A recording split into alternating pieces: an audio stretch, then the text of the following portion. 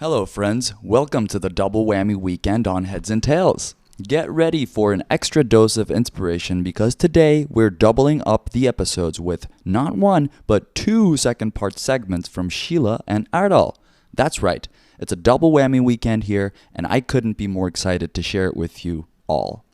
As we dive into the second part of our chat, get ready to embark on a journey through the realms of music, self-reinvention, and relentless pursuit of passion with none other than the incredible Erdal. From his humble beginnings in the restaurant industry to carving out a trailblazing path in blockchain development, Erdal's journey is a testament to the power of grit, determination, and compassionate self-belief. In this captivating conversation, Erdal unveils the origin story behind his DJing career, the art of decomposing goals for digestibility, and the invaluable lessons learned through exploration and self-discovery. We're talking about breaking down huge, colossal dreams into bite-sized victories, embracing the mantra that everything is hard until it gets done, and spreading the transformative power of compassion like wildfire. But that's not all. Erdal and I get to share nuggets of wisdom on cultivating curiosity, the beauty of the beginner's eyes, and the importance of consistency in the pursuit of greatness. Get ready to banish those excuses, cultivate killer habits, and unleash your full potential.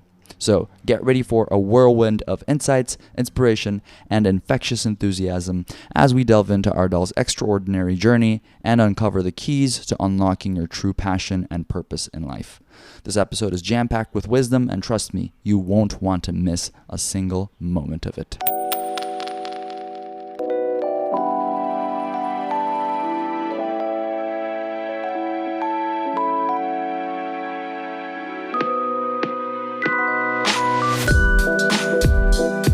I'm so glad you brought it up because I was trying to find a way out of Istanbul and into music. Over and over again, time after time, you've amazed me with your enthusiasm to pick up new things and follow through without really having to receive the accompanying education or like the trade experience. You really gave me inspiration when you did this with DJing. So could you tell me about the journey? Like, when did you decide that you would be a good person to... I know you trust in your taste, and I trust in your taste as well, but it really takes a leap of faith to decide that you want to, take it more seriously. Yeah. At what mind frame were you when you decided to take on this DJing journey seriously? I was in Thailand. I was in Kopangan, one of the underground parties. The music was just astounding. Is it one of those parties you were talking about that's like super exclusive? Like you have to like walk in the jungle to exactly. sort of find the place? Exactly. Okay, cool. You just have to find it. I mean, you can't just bump into it. Right. Mm-hmm. And then I had this journey throughout the night. I was shot to the stars and came back. And then I realized that I lost the contact of one of the core things in my life that I enjoyed the most, which was music. And I thought, let me give it a try. And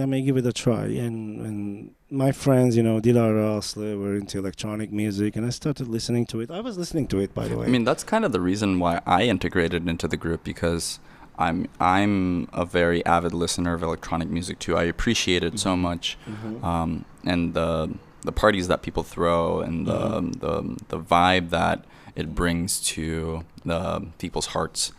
So I definitely can relate to having that sort of impulse. Yeah, exactly. It's definitely that's something that just clicked on me at that time, at that night. And then I came to Istanbul and I got my first deck and started mixing. And then it wasn't enough for me. I got I got a bigger deck. I was like, no, it's not enough for me. I changed to I bought some different MIDI controllers. I changed my software, and then it just started picking up for me. It's just like I could mix like countless songs all together. When I mix, I don't usually mix like two songs, one after another. I have like samples just like looping through that I can just like make the transitions and all. When I started doing that, it was like I wanted to just visit the places that music takes me back in my childhood, starting with those atlases and everything. And it takes me over there, so that nomadic techno. So it's like a time travel thing for you. It is kind of like a time travel for me. And then it changes, though. Ah, okay. It changes. I mean, you could hear that like last weekend. Yeah, like it was completely different than the stuff that you like and share and say like, oh, like this is a great track. Yeah. It was very different than the usual stuff that I was used to from you. It was actually after I started my music like DJing journey. It's shifting through to a different thing that I cannot just put my finger on. And I think, like you said in the beginning, is just like change is the only constant. Only constant. Uh-huh. A thing that in our lives, and it's just happening to me too. And then that was back to your question. That was that night, and one of the nights that I spent in Aslı's house. Aslı, Çağdaş, and I listened to the set of B. Svensson for like 3 times in a row, like the same set. It was amazing. It just like. It didn't get boring?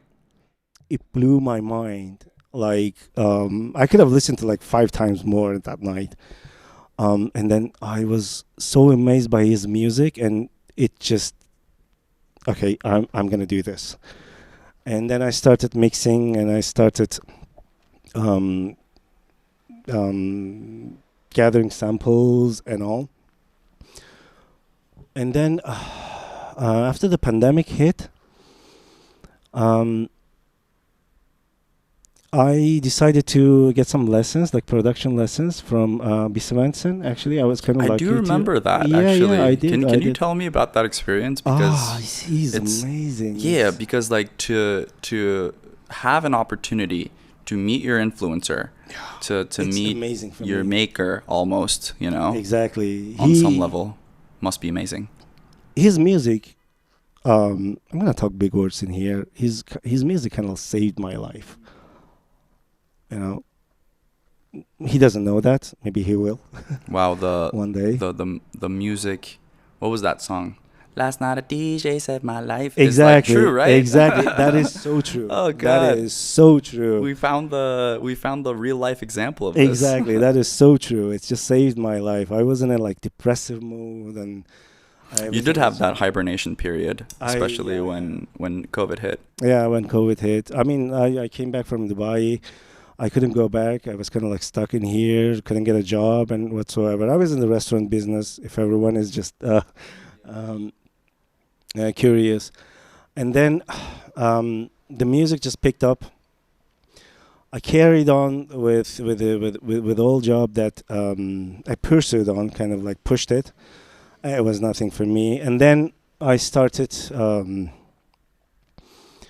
to experience the changes in the world that has been that was happening at the time, which was kind of like music and the crypto.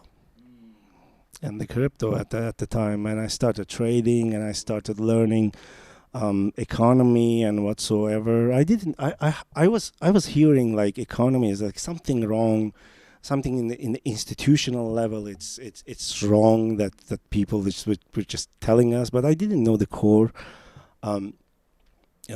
cause, and I went down the rabbit hole, and I'm still in it. As you do. Yeah. One thing that I am proud of myself is I dedicate myself. You do. I think that's a big part of turning your obsessions into something tangible, you know?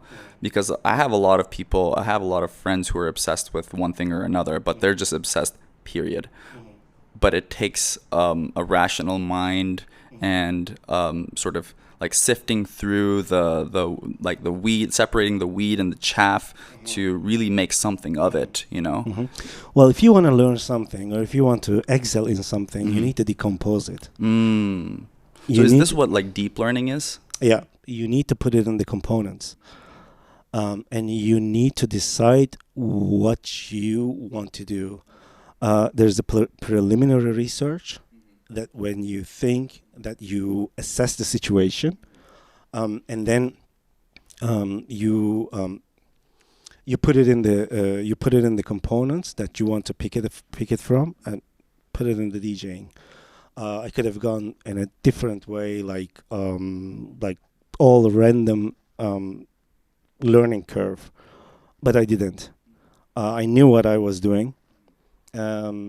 If you are passionate about something, and if you put it in the mechanism that could benefit you, the best of your interest, is the outcome is much more effective than the other. So can we say in simpler terms, when you are consumed by an idea, and this idea is to become something. I recently heard about this idea. I think Tim Ferriss coined it, to get rid of the to-do lists and to create to-be lists. So you want to be something, but when you say I want to be a DJ, it entails hours and hours of work, just understanding different components of different things. Yeah. So maybe to achieve a goal, you really need to break it down to digestible, smaller steps. Exactly. Like, great way to put it. Yeah? Yeah. Would that be a correct assessment? Exactly. Well, definitely. Okay. That's it. What was the first step? To want. To want it. Okay, let's say you have that in you already, but you don't know what to do because it's, I mean, because I want this episode to be like about having the courage to begin again, not like restart, but reframe it into saying like begin again. Having the courage to begin again is remarkable, but if you do not have a roadmap, if you do not have a blueprint, it can get discouraging very quickly. So for you, what was that first step? You know, I recently became a blockchain developer.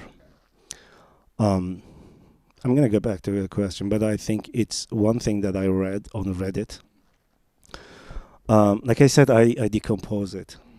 I put it in the components and the digestible pieces that I can, take it in, and then put it together and then put it in action.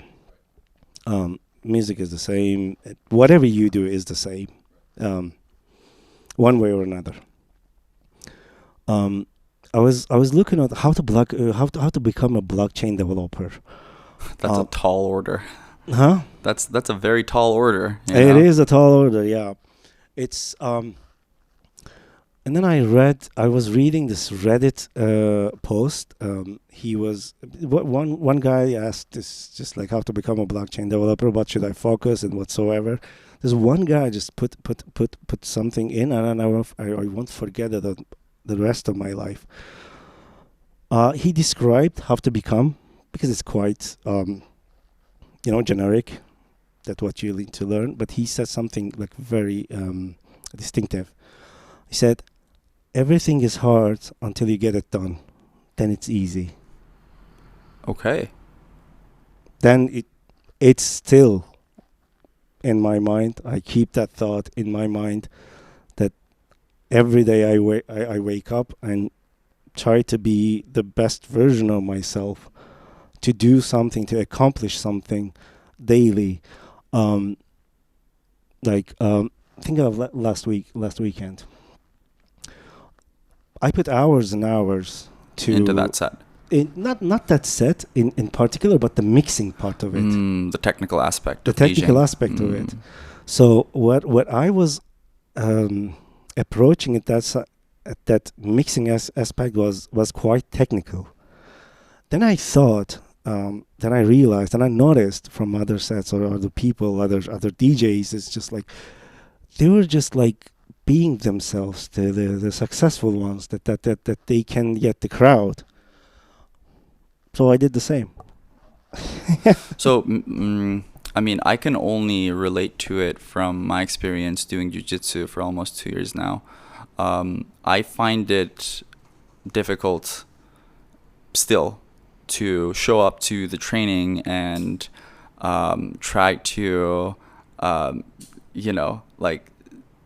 just train every day. It's still the same difficulty that it is, but what's different is that I got better. So like every week I know a little bit more than I did last week. Mm-hmm. So if I apply those things that I learned, it doesn't get easier. It's still the same. It's still the same difficulty. But since I'm better, it feels like it's less challenging. Yeah. Would you say that applies to music as well, or? Definitely. Like I said, everything is hard until you get, like he said, everything is hard until you get it done, then it's easy. Period. That's it. And that's it. Right. End of podcast, folks. Yeah. That's what you need to know. That's the only secret to life. Yeah. I will remember this the rest of my life. Yeah. Yeah, I think it's like living with those sort of aphorisms, mm-hmm. Like finding, okay, books are influential, movies are influential, people are influential, but at the same time, like proverbs exist for a reason, it's mm-hmm. sort of like distilled information mm-hmm. from experiences mm-hmm. In time, like thousands of years maybe, mm-hmm. and they just distill it into a phrase, and people sort of take this as these mental notes that allow them to tap into certain it's invaluable. Yeah, you can put a price tag on it. Yeah, like if you truly embody the thing that you have been exposed to, mm-hmm. I think it really makes it a huge difference in following through. Definitely. Well, like you said, it's thousands of years of experience that we need to learn it from. So I try to learn it from the people who are experienced, and it shines through.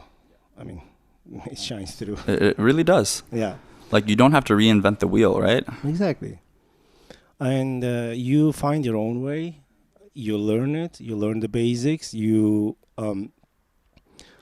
put things together. And it's in the beginnings, it's kind of like mechanic. And then the more time you spend on it, it becomes a part of you. And a part of you becomes it. So you put something from you in it. So I think that's what shines through, regardless of what you're doing. Regardless. Exactly, like applying the mental notes to yourself and using your experiences as a filter. And like creating something unique out of that is pretty special. Yeah, definitely. Along the same lines, all right. so this question's pretty deep, so feel free to spend some time thinking about it. So what was your why when you took up DJing or the blockchain development? So because the why is pretty important, I think. Because I wasn't happy with what I was doing. Are you talking about the DJing or talking about both? Both. Both, yeah. I wasn't happy with what I was doing before all those. And can you give a quick recap of what you were doing? I know you were in the restaurant business, but I was in the restaurant business. I managed this restaurant chains pretty much all over the world. And I wasn't happy. I know you had a gig with like Simit Sarai. Yeah. I did, and a few brands in Dubai. Not just that.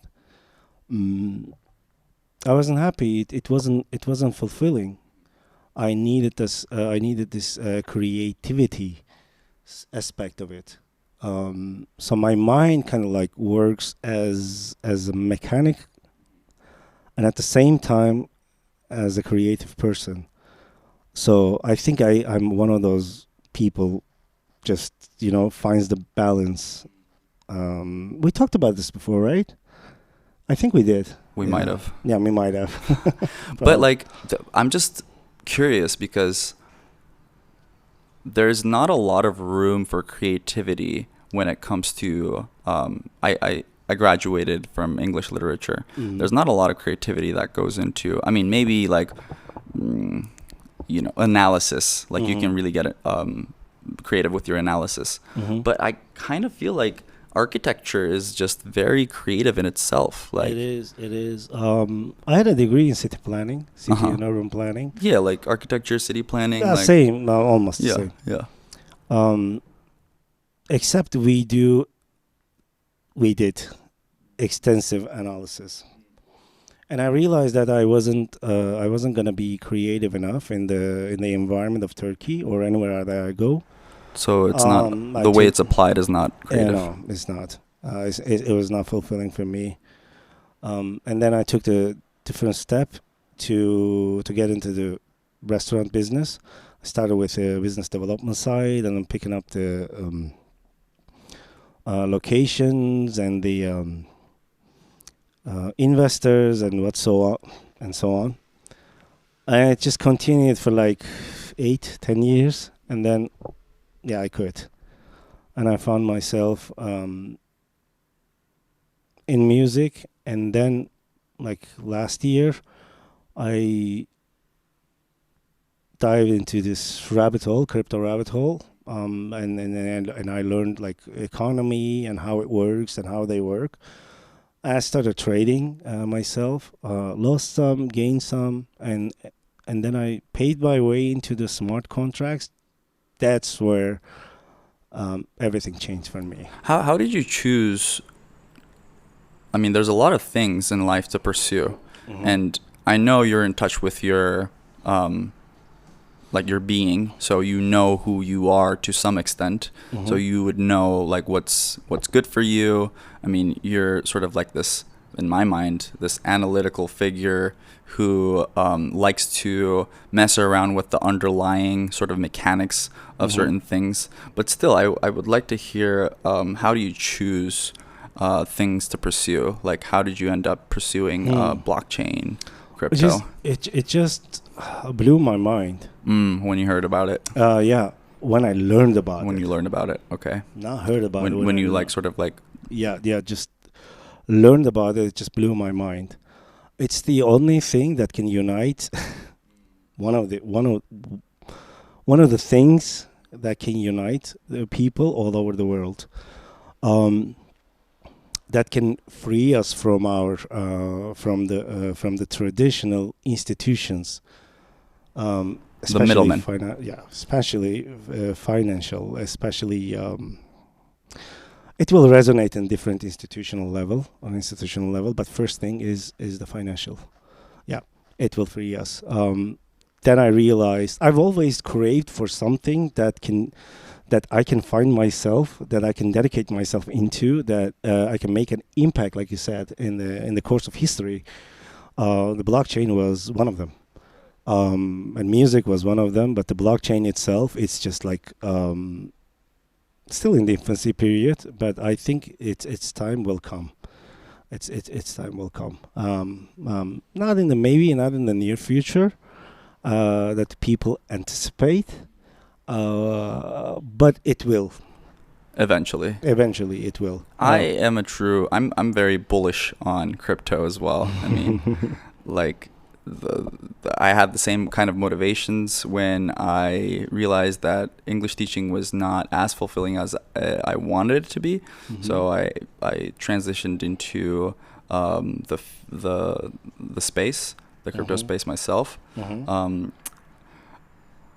But I do want to learn about how you stay on track, because motivation is, I think it comes and goes, right? It's not like something that like you always have.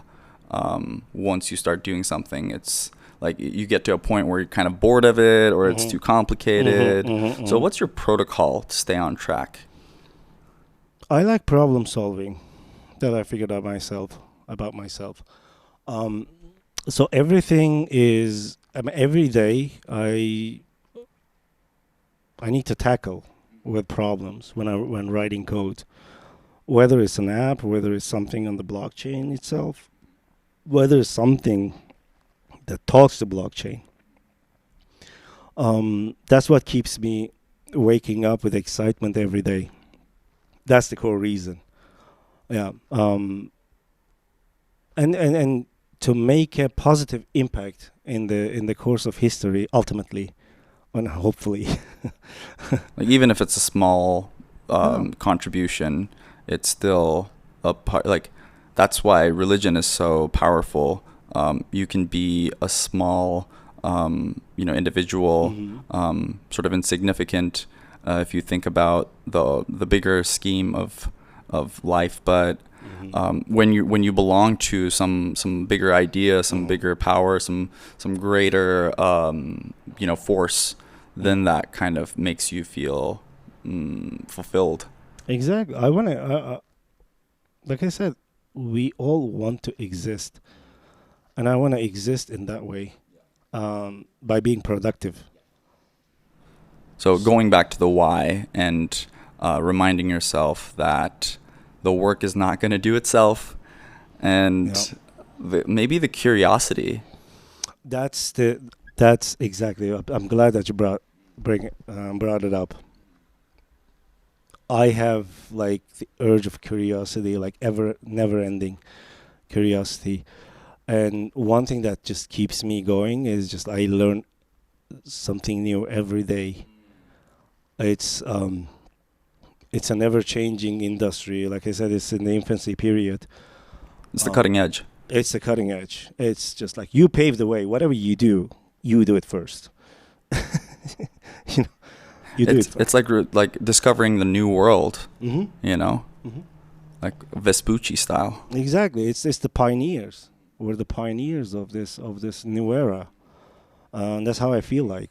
And it's going to change. It's going to change the world. Like I said, not in the near future, maybe, but eventually it will. Yeah, eventually it will. So back into your question, the why is the urge of curiosity in the core. Yeah. So Always stay curious. Yeah, always stay curious. Do you have a special way of staying? I'm sorry, I cut you off there. What were you gonna say? No worries. Go ahead. Is there a certain way to stay curious? Are you like a special blessed person that is always curious and the curiosity never dies? Or do you have certain rituals, or do you have a schedule? Well, I mean, you can't really put curiosity in a schedule, but like, do you have a strategy to stay curious? Not really. Not really. Not really. It just comes naturally. And I'm so grateful for that. But I found myself that I got to be aware of myself, that what I want from life, and I think it's quite common problem amongst people. They usually don't know what they want to be, what their purpose. This is my purpose, and I found mine, and I'm pursuing on that. It's just like every day I wake up, and I wake up with excitement, and I put my best to be best version of myself. Absolutely. At the end of the day. Absolutely. We're back, people. So back on my question, I want to kind of answer my own question here, because I think there might be some sort of secret to it that's not like obvious for a lot of people. I think we talked about this in the last episode, but kind of the curiosity. When we're born, we're curious about everything, right? We ask questions about like, oh, like what is that? What is this? Or why? You know, like why is this? How is this? So on and so forth. But as we age and we sort of like take the same sort of routes to reach a certain destination, the path that we choose when we go when we use it over and over again, it just settles down, and like the grooves are deeper, so we can't really think about another way to do it. So we kind of lose that beginner's mindset. And what I found in my life, and I think that's what's happening in your life as well, is to try new things that you suck at. Exactly. Because when you are confronted with the very fact that you suck, you are horrible, you are just, you know, like so mediocre at the thing that you kind of like, let's say painting, you know, like you've always wanted to paint and you pick up a pen and try to paint, or I'm terrible at it. But like that just gives you the blessing of the beginner's eyes. Exactly. Yeah, you're totally. And that's right. how I feel like I stay curious. Yeah. You know? I have no idea how to do a podcast, but here I am, like giving my best shot, you know? Yeah, this it's the thing that you enjoy, and that makes you progress. That you go out of your comfort zone to do something. It's actually going that extra mile that adds up to you. And adds up to your to the people that you interact with. You know what I mean? It resonates. It echoes as you go along, as you pursue. So, and this is why we're doing this. This is why we're having this conversation. Yeah, totally. It's just to remind ourselves that there's new ways of looking at something that we've been. I mean, you've heard about. Let me sleep on it, like the idea of like sleeping on it, you know, like you're working on a project, whether it be for work, for creative purposes, and you just seem to be stuck. You can't figure out like what the next step is, or like you seem to be repeating the step over and over again. It doesn't really work. But once you just take a step back and just sleep, when you come back to it, you magically just find the answer sometimes, you know? I don't know, 2017. Really? Yeah. Tell me more. My ex-girlfriend, I was stuck in something, and she just said, like, just sleep it out. Sleep on it. I'm like, okay. And I slept on it. And then the next day, nothing has changed. It did not. And then the next day, nothing. The next day, nothing. The next day, nothing. But when you make it as a habit, then it becomes something, which I want to come to that point. Make it a habit. Make it a routine. You are your habits. Make it a routine that you wake up every morning and you know kind of like what to do during the day, and then you allocate some time for what you want to achieve. That's quite important. Whether it's something that you invest in yourself, whether you invest in others, it doesn't matter. Make some time for it and allocate some time. Even if it's a small step, just do it. Just do it. Because, it's enthusiasm and the will to do it, and the willpower is a big part of it. But the most part to me is the consistency. Do the same thing every fucking day, and then you'll get to a place that you feel comfortable with yourself. It can be anything, like you say, like drawing, like music, like learning something new. It doesn't matter. If the will is there, yeah, it has to be there. But if the will is not there, find something that makes you excited, that makes you get out of the bed every single day. It doesn't matter. It doesn't matter what it is. But yeah, do it consistently. Right. Yeah. And until you find it, I think it's a matter of trying different things until you hit something that resonates with your inner being, with the person you are. I'm going through this. It's funny because my brother is 14 years younger than me, and I kind of feel like I'm, helping my parents raise him in some way, and I kind of feel like it's my responsibility to expose him to different things so he can try, and it's. If you don't try, you won't know what's good for you. Definitely. Yeah. It comes to you naturally. You just need to explore. Yeah, the exploration phase is important. Yeah, the exploration phase is important. What made you, or what made me start with the DJing or blockchain? The exploration, the curiosity. But for me, for my case, it was the curiosity. Anyone, if I can do it, if I can learn anything from scratch, and I think everyone can do it, because like you said the other day, maybe like last week when we were speaking at Dilara's house, is like no excuses, man, no excuses. You can always create some time, which I did. I just got into my man cave. I learned all those stuff, and I'm kind of like proud of myself. And I take a pride in it.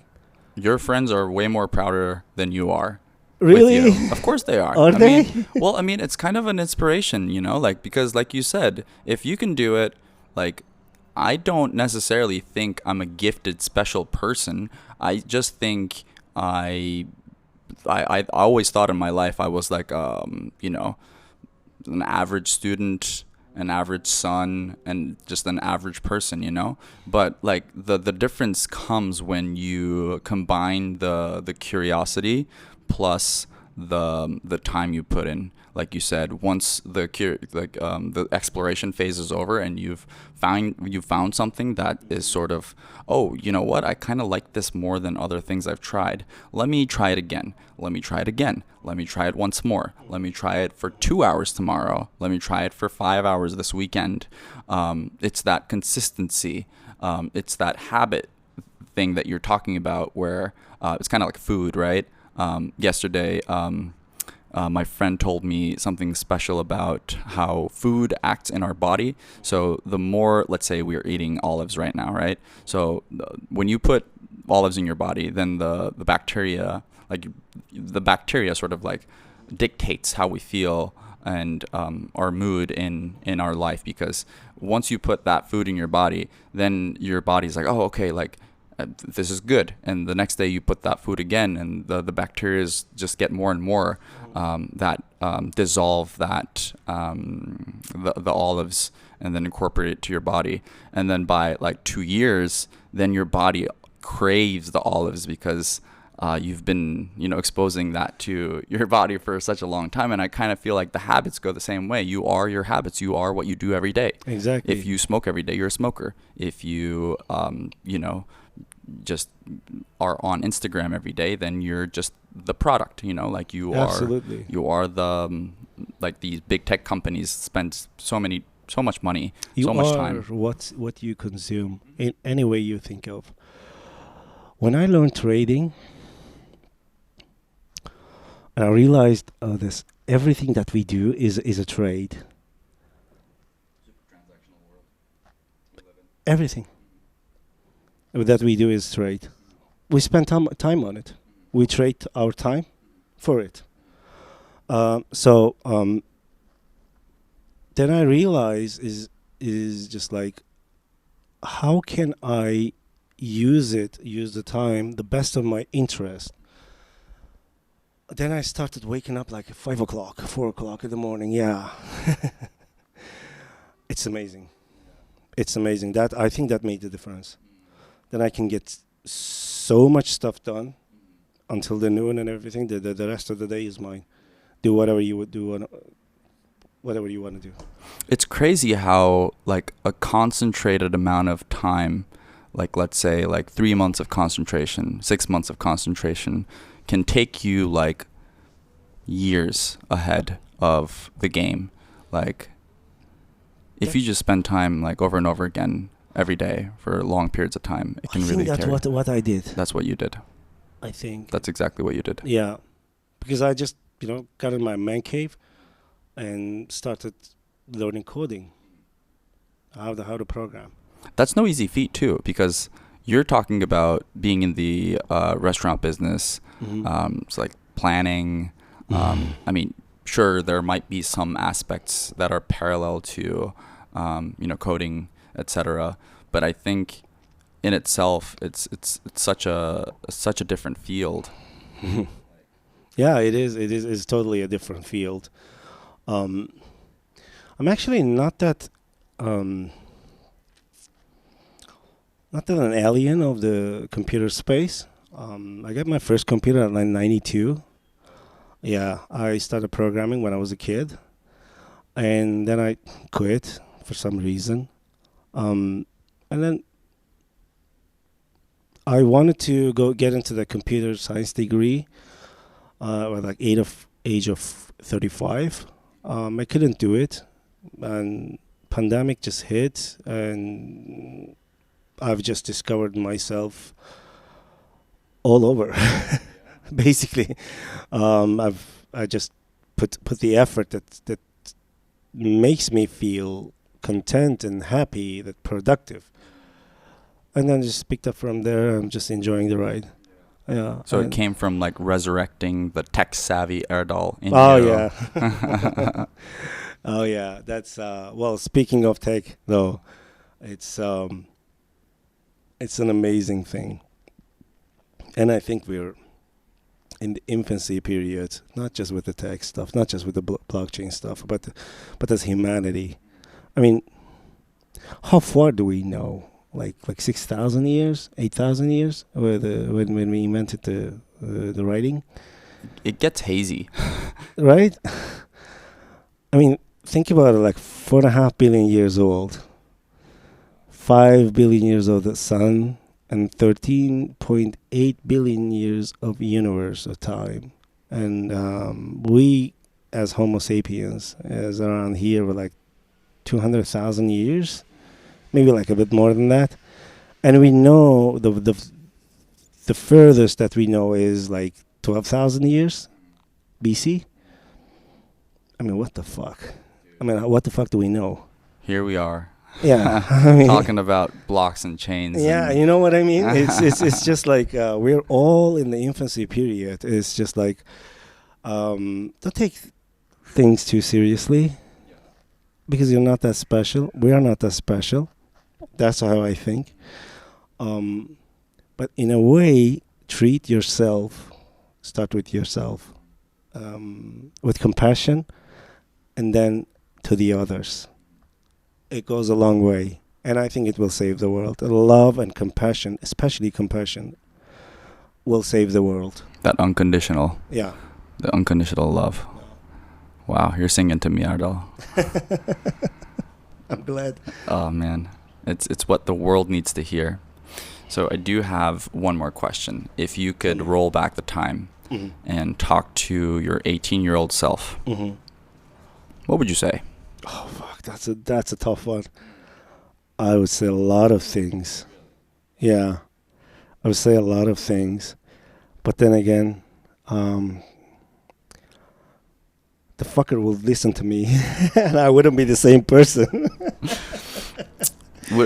Yeah, like you might actually create a ripple in the fabric of universe, in the universe, and maybe like mess with the delicate balance of things. Yeah, the fabric of time. Uh-huh. What would I say? Don't say too much. No, I'm not gonna.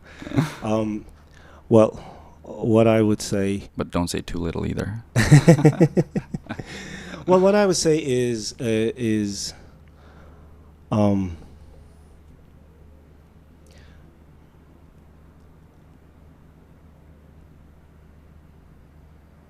listen to the experienced people more.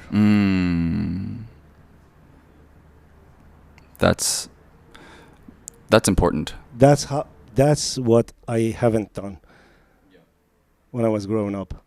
Now I do. Definitely. I'm all ears when somebody's talking. But that time I was just like head over heels. Yeah, just like yeah.